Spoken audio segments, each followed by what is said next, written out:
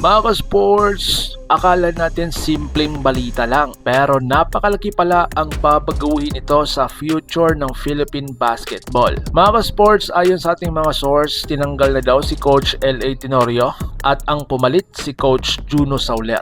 At hindi lang coach ang nagbago ha, isang player ang biglang nag-level up. Walang iba ang kapatid ng Gilas player na si AG Ido, na kung saan ang kanyang kapatid na si Ben Ido, na kung saan mas lalong lumakas. Kung trip mo po ang ganitong content, pa-follow at pa-subscribe na din. Tara po, simulan na natin. Mga ka-sports, kung hilig ninyong bumili ng mga Gilas jersey, Gilas accessories at mga gamit na pang basketball, habang nanonood po kayo sa aking mga videos, kindly check this basket on this lower part ng ating video at magpa-pop up yung ating mga items sa gilid. Mga legit po yung mga items dyan, and see to it po na makabili po kayo ahead of time kasi meron po yung mga discounts and mga promos depende po sa seller. And also, kunting suporta din as a content creator po. Salamat!